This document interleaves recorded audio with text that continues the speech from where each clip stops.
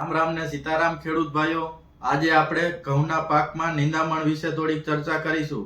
અને ખેડૂત ભાઈઓ, જ્યારે આપણે ઘઉંનું વાવેતર કર્યું હોય છે ત્યારે થોડુંક ટેન્શન પણ હોય છે. ક્યાંક ને ક્યાંક આપણા નિંદામણ નાશકની પાછળ ઘઉંને પણ થોડીક નુકસાની થાય છે, જેની હિસાબે આપને ઉત્પાદન પૂરું મળતું નથી. તો ખેડૂત ભાઈઓ, આજે હું તમને એક સરસ મજાની પ્રોડક્ટ વિશે તમને માહિતી આપીશ, જે તમારા પાકમાં નુકસાન પણ નહીં પહોંચાડે અને ખડનો સફાયો કરી નાખશે.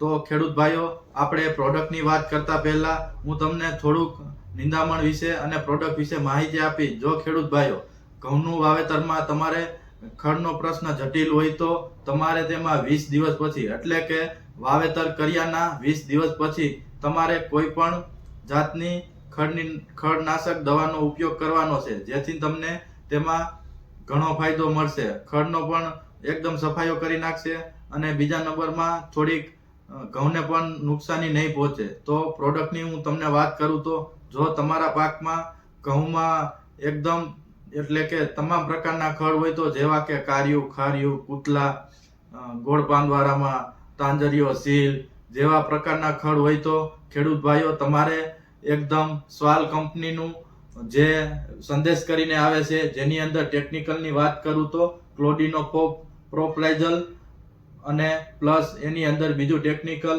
મેટ સલ્ફ્યુરિયન મિથાઇલ, જેનું કોમ્બિનેશન આવે છે, તે ખેડૂત ભાઈઓ તમારે 160 ગ્રામ અને 500 ml બે અંદર દવા નીકળશે. તેનું તમારે 10 પંપનો દ્રાવણ બનાવવાનું છે અને વીઘે તમારે 2.5 થી 3 પંપ ખેડૂત ભાઈઓ મારવાના છે, જે તમારા પાકમાં ઘઉંમાં એકદમ નિંદામણ નાશકનો સફાયો કરી નાખશે અને કોઈ તમને જાજી એમાં નુકસાની પણ જોવા નહીં મળે.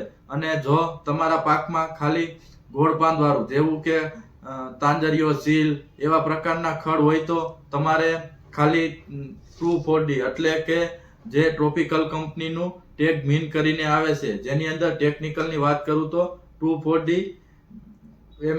સોલ્ટ કરીને છે, તો તેનો તમારે પંપે 40 થી 50 ml નાખી અને છંટકાવ કરવાનો છે. તમારા ઘઉંના પાકમાં એકદમ ગોળ પાંદવાળું સફાયો કરી નાખશે અને ઘઉંને કોઈ પણ રીતે થોડીક આડઅસર પણ તમને જોવા નહીં મળે.